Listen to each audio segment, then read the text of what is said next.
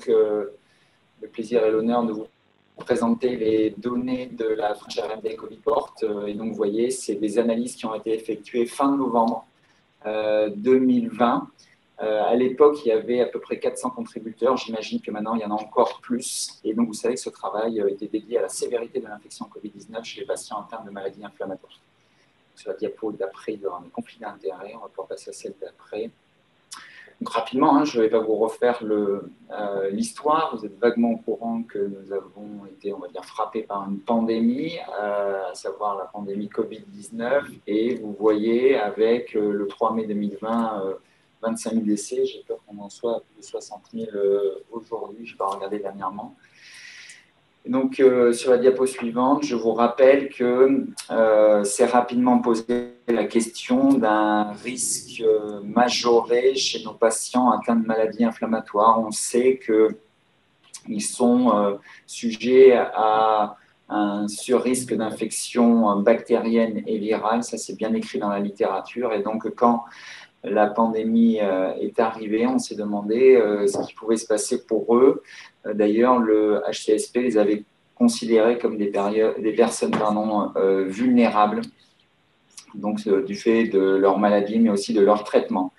Donc, dès le départ, au mois de mars, on s'était penché sur les données de la littérature, les données de la littérature qui étaient donc chinoises, puisque l'épidémie avait commencé là-bas. Et c'était compliqué en fait de faire une analyse fine, puisque si on regardait, on avait l'impression qu'il n'y avait pas grand-chose d'écrit, donc ça pouvait être rassurant. On disait que justement, s'il n'y avait pas grand-chose de décrit, c'était que potentiellement les patients atteints de ce type de pathologie n'avaient pas été surexposés à des formes graves. C'était probablement plus un problème temporel, puisqu'on peut aussi remarquer qu'à l'époque, il n'avait pas décrit les Kawasaki, dont Alexandre parlera. Il n'avait même pas décrit les épisodes d'anosmie, ce qui est quand même paru assez rapidement évident. Et donc, depuis ces premiers pas, on a eu une multiplication de données, de multiples complications. Donc, la démarche en fait de la FI2R, puis de la SFR, de la SNFMI, voilà, de la SOFREMIP, a été d'essayer de fournir des informations pour que éventuellement on puisse s'adapter et adapter le message à nos patients. Et donc, le vrai objectif, c'était de regarder les formes sévères, pas les formes hospitalisées, mais vraiment les formes sévères, puisque c'était ça qu'on craignait le plus. Et donc, d'abord, de déterminer la fréquence, avec la difficulté de déterminer une fréquence quand on fait ce type d'appel à observation, mais aussi de regarder les facteurs prédictifs de ces formes sévères, et puis en allant jusqu'au taux de décès. Donc, tout ça a commencé en mars. C'est donc une étude observationnelle multicentrique, tout le monde a participé, nationale. Vous voyez, on a élargi aux rhumatismes inflammatoires, qui sont des maladies qu'on qualifiera de fréquentes, mais aussi des maladies rares, avec les maladies auto-immunes, auto-inflammatoires et aussi les vascularites. Diagnostic confirmé, si possible, par PCR, mais on était ouvert à des cas non confirmés par PCR, puisque vous savez que lors de la première vague, ce n'était pas toujours évident d'avoir cet élément-là, par sérologie, par scanner thoracique ou par donc une clinique très évocatrice.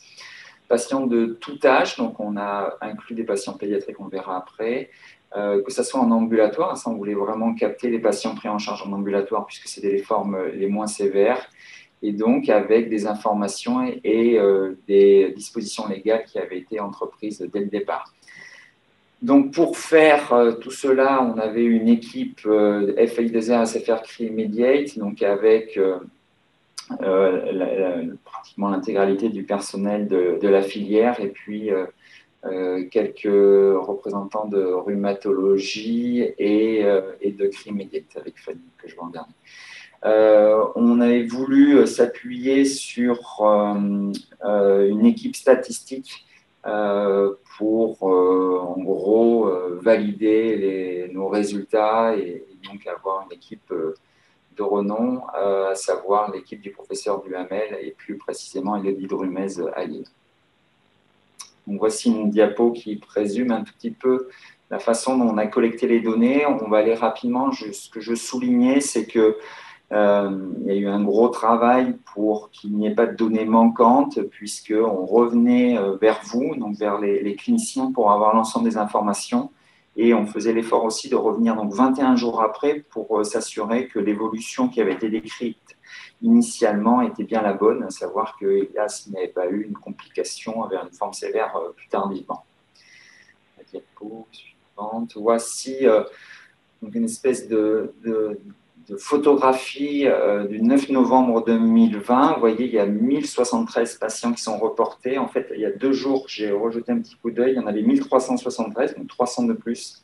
Et on s'est dit, Muriel Heras a fait une petite projection, elle pense qu'on en aura plus de 1500 dans 15 jours si, on va dire, hélas, les choses continuent comme ça. Sur la diapositive suivante, vous voyez un peu la répartition. Là aussi, il faudra la mettre à jour et on n'est pas trop surpris de voir qu'elle ressemble beaucoup à celle qu'on voit à la télévision, à savoir celle où la circulation virale est la plus importante et aussi donc, les départements qui ont un couvre-feu à 18 heures. Diapositive suivante. Donc, voici la pyramide des âges. Et donc, bon, la particularité, c'est de voir qu'il y a beaucoup de femmes, et ça, ce n'est pas étonnant par rapport à la répartition dans ce type de pathologie. Et donc, l'autre particularité, c'est de voir qu'il y a des sujets de moins de 18 ans. Donc, voici une diapositive qui essaye de décrire les différentes pathologies qui ont été incluses. Donc, les esprits chagrins feront un rapide calcul et s'apercevront qu'il n'y a pas tous les malades. Donc, je me suis concentré pour que ça rentre sur une diapo sur au sein de chaque grande entité, les maladies les plus représentées. Donc, vous voyez, on a essayé de répartir en 4 grandes entités, à savoir les rhumatismes inflammatoires chroniques, les maladies auto-inflammatoires, les vascularites et les maladies auto-immunes systémiques. Donc, vous n'êtes pas surpris de voir au sein de chacun de ces groupes la polyarthrite rhumatoïde, la spondylarthrite, le rhumatisme pso, la style. Voilà. Je vais un petit peu plus vite. Vous voyez, après, on a réparti d'abord un premier tableau en 3 colonnes. Vous allez avoir en quelque sorte les formes mineures, puisque c'est les formes qui sont restées à domicile, les formes hospitalisées, qu'on va qualifier de formes modérées, et les formes les plus sévères qui ont abouti à un transfert en réanimation ou un décès. Une autre façon de voir les choses, c'est le tableau totalement à droite, où on a 2 groupes, les non décédés et les décédés. Et donc après, vous avez la répartition et vous n'êtes pas surpris de voir que là où il y a eu le plus de décès, c'est dans la polyarthrite rhumatoïde. Mais si vous regardez, ça c'est si vous regardez en quelque sorte verticalement, mais si vous regardez horizontalement, vous voyez qu'en revanche, les patients atteints de polyarthrite rhumatoïde avaient moins de risques de décéder que par exemple ceux qui avaient une artérite à cellules géantes. Donc comme c'était une maladie fréquente, c'est tout de même celle qui est le plus représentée dans les décès et dans les formes sévères. Diapositive suivante. Voici une petite description de cette population avec principalement les comorbidités que je qualifierais de classiques puisque décrites dans la population générale et on voit un petit peu la même chose que dans la population générale, à savoir que les hommes âgés ont plus de risques de faire des formes sévères que ceux qui ont une hypertension, un surpoids, une insuffisance rénale aussi. On n'a pas le cancer, mais il y a peut-être des petites subtilités sur lesquelles on pourra revenir. Et si on doit souligner une particularité, c'est la pneumopathie interstitielle diffuse, donc une manifestation viscérale d'un certain nombre de nos pathologies qui peut exposer à un risque accru de formes sévères. Toutes ces analyses statistiques sont ajustées sur l'âge et le sexe, et on verra plus tard sur l'analyse multivariée. Voici un petit peu une comparaison entre les 4 grands groupes. Et vous voyez que, on compare par rapport au rhumatisme inflammatoire chronique, que les pathologies qui sont associées à des manifestations viscérales, manifestations vasculaires, exposent à un risque accru de formes sévères. Pour les maladies auto-inflammatoires, on a un groupe plus restreint et donc on manque probablement de puissance pour montrer quelque chose. Si on se tourne sur l'aspect thérapeutique, on voit 3 choses en rouge, à savoir les corticoïdes. les corticoïdes, vous voyez que le fait d'être sous corticoïdes expose à un risque de forme sévère. On pensait qu'on montrerait que c'est surtout les fortes doses. On n'a pas réussi à le montrer. Après, on n'a fait qu'une seule dose supérieure à 10 mg. Peut-être aussi on a fait quelques petites subtilités. Dans les autres analyses, par exemple dans les Mickey, ils montrent que c'est surtout sur les doses de supérieures à 10 mg. Donc voilà, c'est une particularité qu'on avait. On voit quelque chose avec le mycophéate mofétyle, mais je soulignerai qu'il y a peu de patients, mais il y a un travail qui est en cours pour essayer de regarder plus précisément. Et on voit le rituximab qui ressort assez clairement. Et là, je crois que tout à l'heure, on a aussi un travail de Jérôme Avoie qui sera présenté, qui nous en dira un petit peu plus. Donc, on va se concentrer sur les choses rassurantes, à savoir rien avec les anti-inflammatoires non stéroïdiens, rien avec le méthotrexate, voire de manière artificielle une impression de protection, ce qui n'est bien sûr pas le cas, mais dans tous les cas, il n'y a pas de signal danger, puisqu'on parlait d'alarmine avant. Et aussi un message rassurant vis-à-vis des anti-TNF. Pour les autres traitements, je pense qu'on manque de patients pour tirer des conclusions, mais on n'a en tout cas pas de signal en faveur d'un surrisque. Diapositive suivante.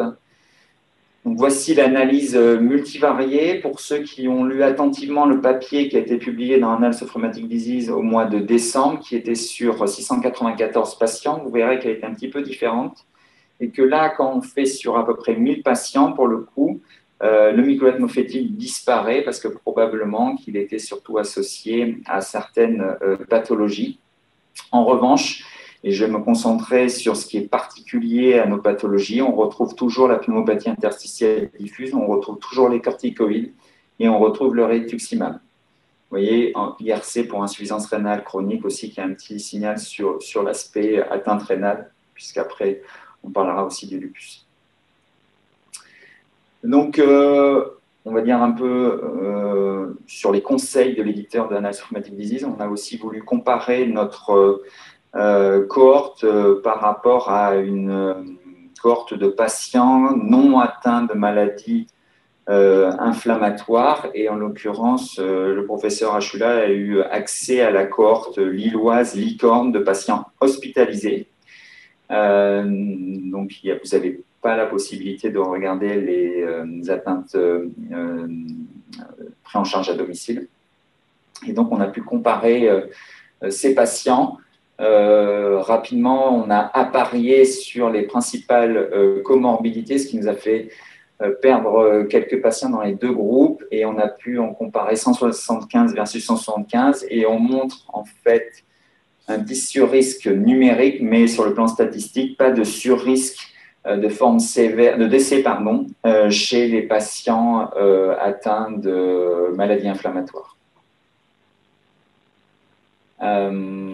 Là, c'est le même type de données, mais cette fois-ci, comme je vous décrivais au départ, on n'a pas trois groupes et on n'a pas comparé donc les formes sévères versus les formes non sévères. Là, on a comparé les décès versus les non-décès.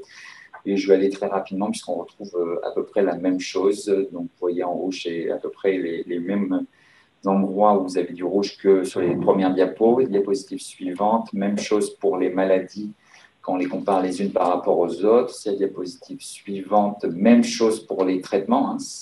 Donc, de nouveau, les corticoïdes, et ce, quelle que soit la dose. De nouveau, le mycophéate mofétyle et surtout, de nouveau, le rituximab. Et puisque je dois souligner les messages rassurants, là encore, on ne voit rien par rapport au méthotrexate et aux anti-TNF. Donc voilà, pour conclure, rôle important des comorbidités déjà identifiées, ça vous en doutiez. Et donc, on va souligner pour nos patients surtout peut-être les atteintes viscérales spécifiques, je pense à la pneumopathie interstitielle diffuse. Donc, probablement des précautions avec les corticoïdes. Bien sûr, il ne faut pas les arrêter d'un coup, mais c'est toujours le bon moment pour se demander s'il n'y a pas un surtraitement par corticoïdes. Le rituximab, on en parlera tout à l'heure avec le professeur Avoie, qui on pourra aussi parler, si vous voulez, du mycophéate mofétyle. Il y aura probablement un intérêt de comparer avec des cohortes plus importantes que la cohorte licorne, Je crois que nos collègues de Kremlin-Bicêtre veulent essayer de comparer par rapport à la cohorte de la PHP. Un petit, voilà, un petit déception, c'est qu'on avait oublié, ma culpa, les données sur l'activité de la maladie. Il y a quelques petits éléments en littérature qui suggèrent qu'une activité élevée de la maladie pourrait aussi exposer à un risque de forme sévère plus important. On sera peut-être capable de le montrer puisque on va probablement avoir 500 nouvelles fiches où on aura l'activité de la maladie. Je pense que j'ai à peu près fini. Peut-être que, voilà. Perspective poursuite des inclusions avec un questionnaire amélioré, la notion d'une éventuelle réinfection. Il y aura aussi des données sur la vaccination, c'est-à-dire si quelqu'un fait une forme de Covid alors qu'il a été vacciné, on sera capable de le recueillir. Ça peut être intéressant chez ces patients immunodéprimés. On fournit les données à l'EULAR et à la Global Rheumatology Alliance, et on a des études en cybernétique. Ça, c'est ce qui va suivre. Je pense que j'ai peut-être une bêtise. Diapositive suivante. Donc ça, c'est comment soumettre un cas. Vous pouvez retrouver ça facilement sur le site de la FI2R, sur le site de la SFR. Et j'espère que j'ai mis les remerciements. Ah, ouf. Donc ça, c'est les remerciements de tout le personnel de la filière. Je voudrais aussi remercier, parce que j'ai oublié d'en parler au départ, donc la FI2R, la SFR, la SNFMI, le CRI, Immediate et la Sofremip. Sur la diapositive suivante, je voulais tous vous remercier. Donc, il faut avoir des très bons yeux. Et en plus, il y en a quelques-uns qui manquent, puisque ça, c'était quand j'avais fait ça sur les 694 patients. Il y en a maintenant beaucoup plus. Ça rend probablement plus possible sur une diapo. Et donc, l'aide aussi de Sanoya, qui nous a fourni la base informatique pour avoir l'ensemble des informations. Donc, la cohorte Licorne. JetPub qui nous a aidés pour la rédaction. Et voilà, et hélas, je suis à peu près sûr d'oublier de remercier des gens, mais je les remercie quand même. Voilà, merci pour votre attention.